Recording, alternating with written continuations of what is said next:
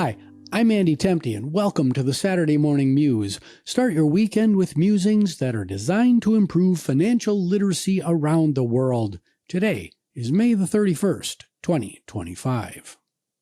You might be curious why we're spending so much time on the history of trade, money, and other economic concepts at the outset of this financial literacy series. I just need to learn about getting the most from my employer's 401k. Get on with it already, Andy. I don't need a history lesson. Well, like any educational process, it's essential to start at the beginning and slowly stack new information and skills onto a solid foundation. If I want to achieve proficiency in the piano, I don't jump straight to Beethoven's Moonlight Sonata. I learn about the instrument, its evolution, proper form, music theory, and basic scales.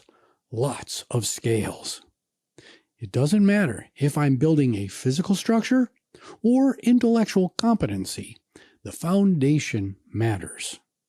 Also, in finance and economics, having a basic understanding of the evolution and history of money and financial tools is key because, as Winston Churchill famously wrote, those that fail to learn from history are doomed to repeat it. Now, why does this matter? Well, the current economic cycle in the spring and summer of 2025, which is dominated by unnecessary uncertainty driven by one-sided threat-based tariffs launched under the auspices of a non-existent national emergency, is a perfect example of why the history of economics and finance are so important. And yes, a little bit of that snark is intended. So, what's the history that we should have learned from to inform the approach political leaders are taking here in 2025? Well, we got to go all the way back to the Smoot-Hawley Act of 1930. Yes, that Smoot-Hawley Act that you might have heard of in passing in Ferris Bueller's Day Off. Bueller. Well, in 1930, Senator Reed Smoot and Representative Willis Hawley sponsored legislation that raised import taxes, also known as tariffs, in an attempt to protect American farming interests. During the roaring 1920s, a period of significant economic growth, cultural change, and technological advancement, American farmers were being squeezed by cheap European imports of agricultural products and the simultaneous downward pricing impact of overproduction as improvements in farming tech led to more output per acre for many commercial crops. This is the same time period of massive demographic transition from a predominantly agricultural economy to one driven by industrial output, consumerism, and innovation. Migration from rural America fueled the rise of urban areas starting in the late 1800s, and this movement of people accelerated significantly in the early 1900s. The 1920 census showed that for the first time, more people lived in cities than in rural areas.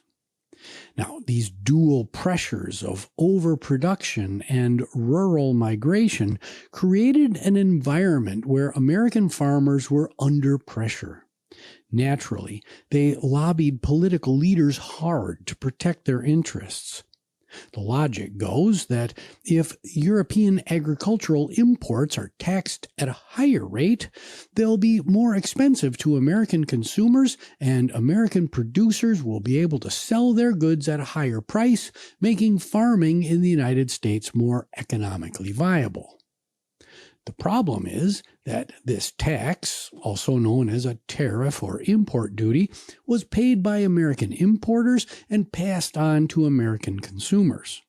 In addition, foreign governments retaliated with tariffs of their own on American exports, making exported goods from agriculture and other industries more expensive, reducing demand for American exports. The bottom line was that prices were higher, inflation accelerated, global trade declined, and global economic output fell. Now, we're not done yet, because to tell as much of this story as possible, we also have to discuss immigration in the early 1900s. Isolationism was also on the rise, meaning that we had convinced ourselves that we should avoid or minimize global trade and other global political relationships. In 1924, Congress passed the Johnson-Reed Act of 1924, which significantly restricted immigration to the United States from places like Asia and Eastern Europe.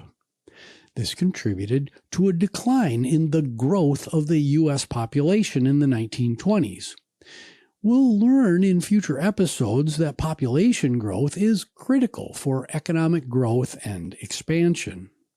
So, while the Smoot-Hawley Act did not directly cause the Great Depression of the 1930s, its impact on global trade, prices, and production significantly worsened an already bad economic situation that was the result of hubris, which is excessive pride and confidence, and in this context is also known as American exceptionalism during the Roaring '20s, isolationism, and the catastrophic stock market crash that you've all heard about of October 24th, 1929.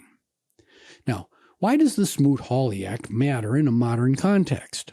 Well, does any of this sound familiar? Protectionism and tariffs? Check. Isolationism and American exceptionalism?